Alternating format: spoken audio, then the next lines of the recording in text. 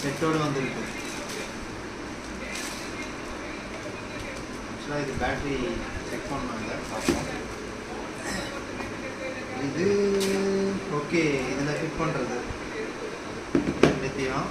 So ஃபிட்டிங்கை தனியாக வைக்கலாம். இதெல்லாம் அந்த வீடியோவில் நம்ம பார்த்தோம் பார்த்தியா,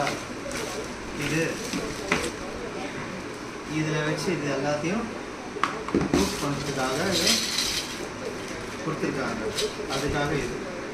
ஸோ இப்போது ஓப்பன் பண்ணலாம். மேட்,